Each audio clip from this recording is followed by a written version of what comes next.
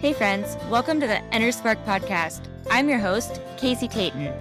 If you're looking to hear stories of transformation and personal growth, this podcast is for you.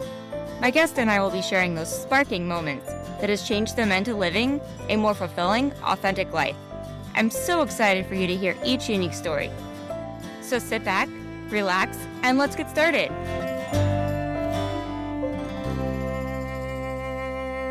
Hey friends. Welcome to episode 1 of the Inner Spark podcast. I'm your host, Casey Tayton. This podcast is about sharing stories of transformation and personal growth. My guests and I will share their stories of moments in their life that changed them. Let's be real. We all have a story, right? I mean, everybody I know has a story. The amazing thing about everybody's story is unique. And the story also does not have to define you. I called the moments I went through a major life shift, also where I found my inner spark. It was the moment I realized my illness was not defining me, and I was on a mission to see life differently. This illness clearly changed me for the better. I will share my sparking moments and dig deeper into those, as well as my guests will share their sparking moments that changed their life to see the world differently. A little backstory on who I am. I'm Casey, your host. I'm 41 and I live in the Midwest. I was born and raised in the Midwest, and I still live here. I love the lake. Growing up on the lake brought me so much joy, and it still does. It was a great bonding moment for me and my family, and we still, every year, go to Table Rock Lake as a family vacation. We all have those those happy places. That is my happy place then and still. When I was young, I grew up an artistic roller skater. I have been competitive all my life. In middle school, I switched to playing soccer, playing golf, and running. I also played these sports throughout high school. I love sports, and I love the community of being in a sport.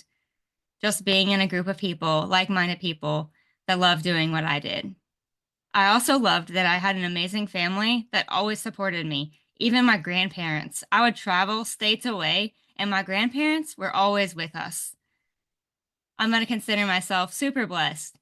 I was one of the only few that my grandparents went along on every trip they could make to get us through our sports and to cheer us on. So today I'm grateful for those moments. After high school, I went to college. I loved it. I'm not going to lie, you guys. I didn't love high school. I only loved high school for the sports. I was really only there for the community. That's just who I am. I got into college and I loved college.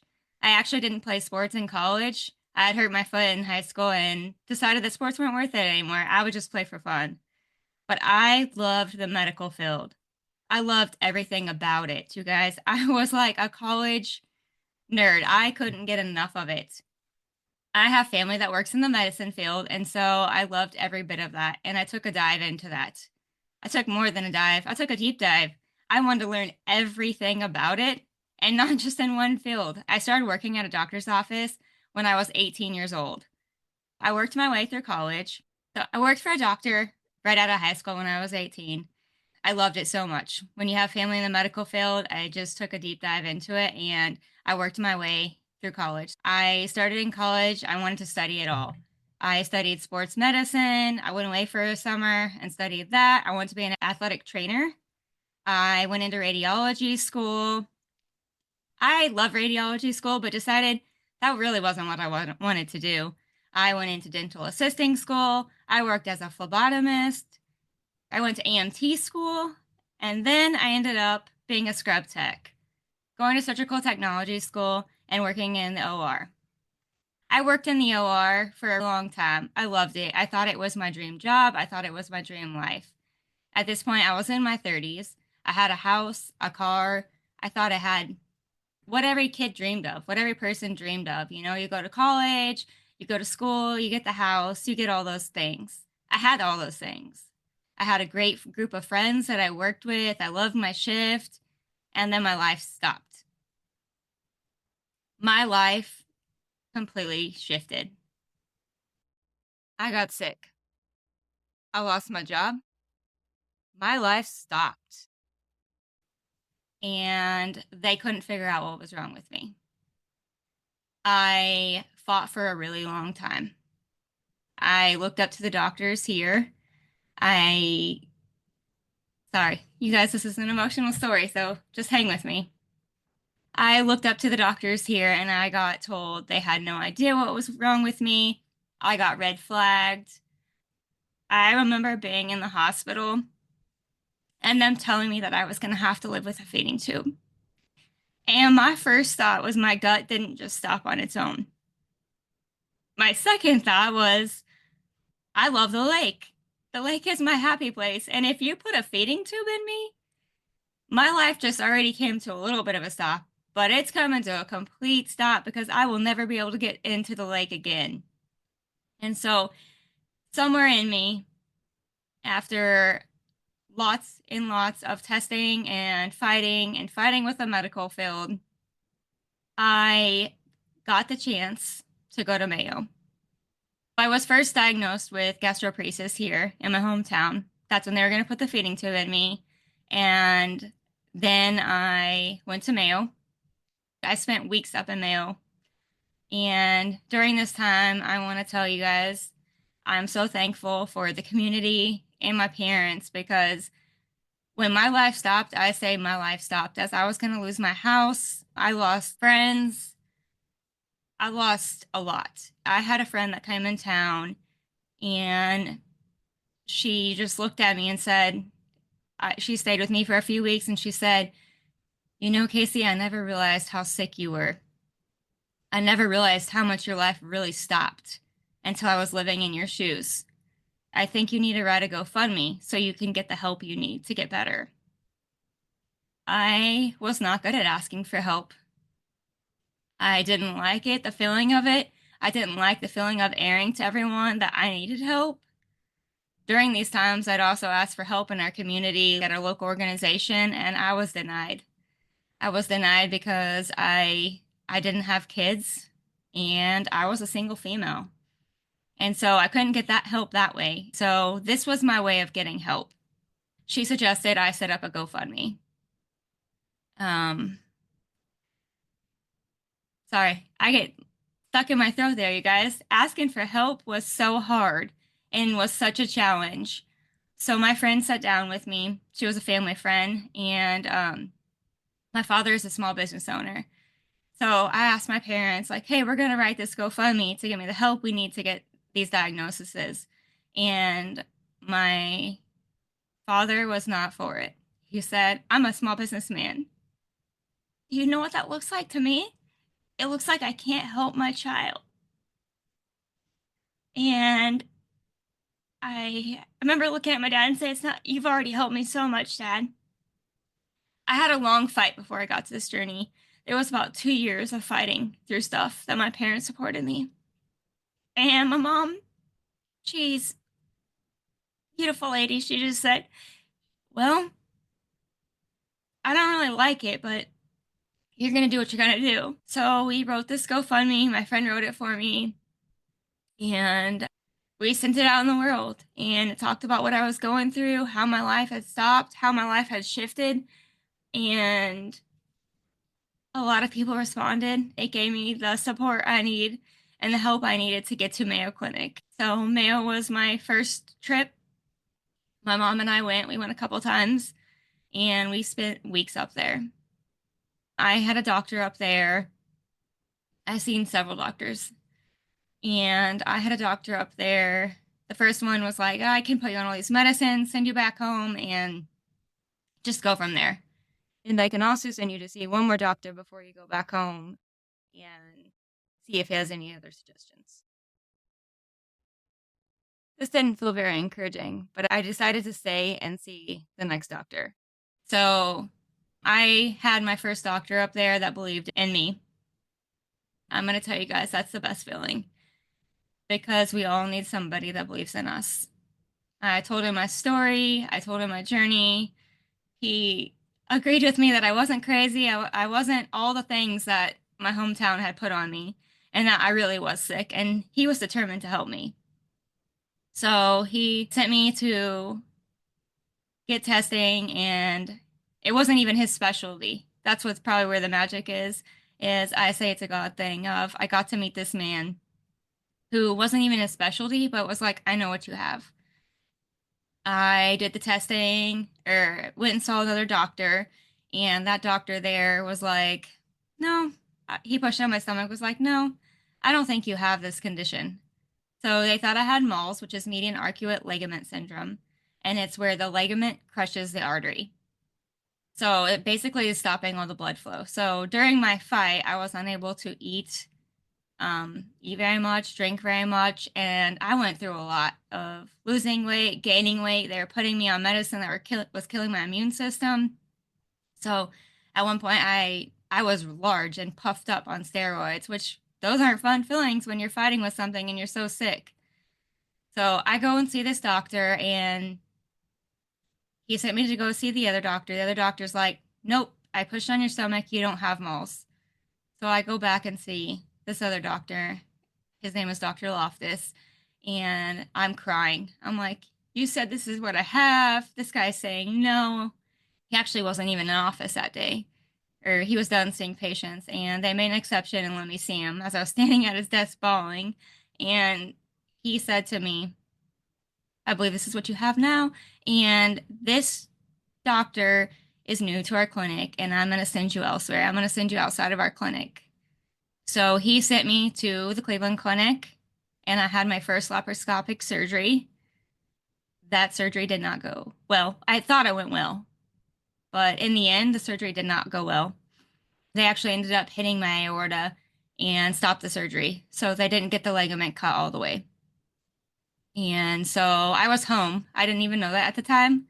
I was up there for a few days, flew home. It was a laparoscopic surgery, and I actually read it in a surgical report. So I called the surgeon, and he said, yeah, we had to stop the surgery. You have a clip in your aorta. I was in shock. Like, no one told me this while I was there. My next thing was, what do I do now? I came home so excited that I was going to live and have my life back. So I went back and saw him, and he said, well, open surgery requires a different team of doctors, me and more doctors, because we're opening you up. So during that time, the doctor decided that he was leaving for Dubai because they were opening a clinic in Dubai.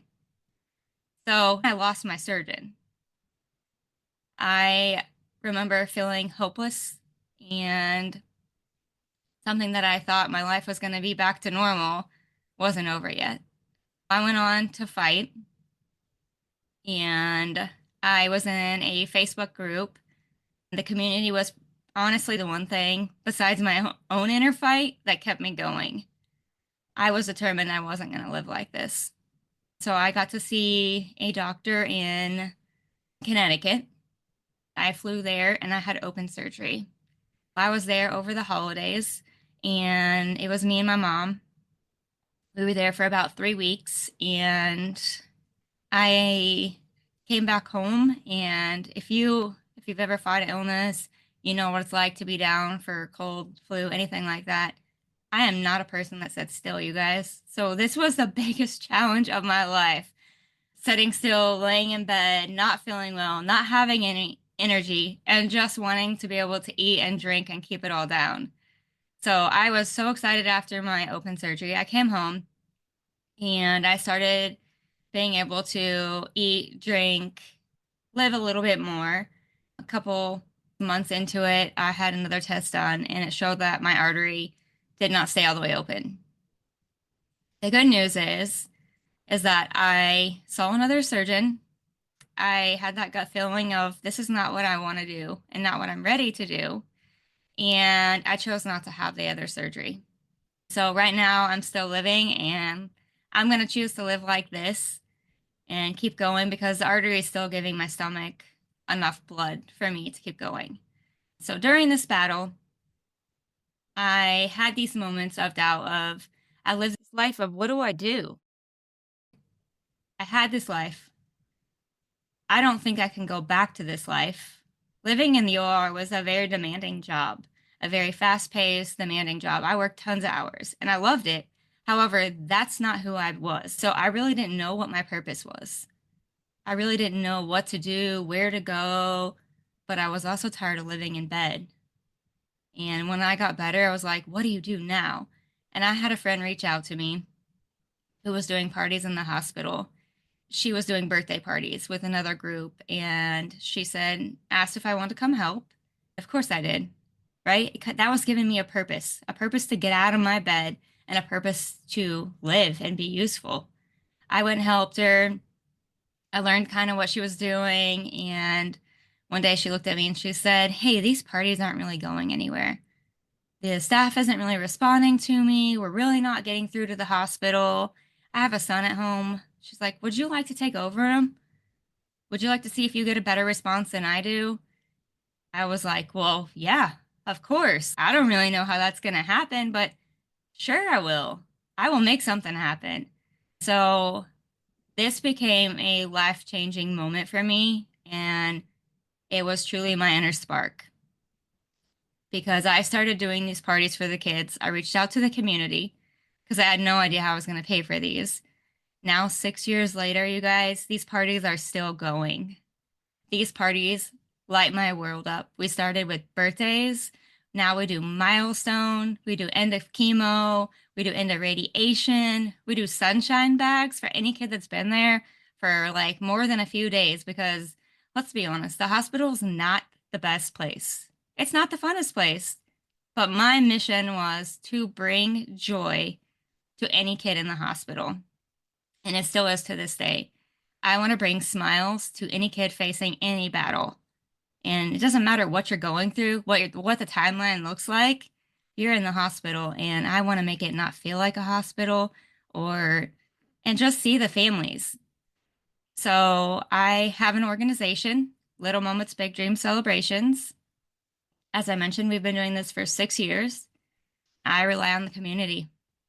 So when I say there's this moment in my life that shifted, this was that moment. I now found my purpose and my joy of what lights my world up.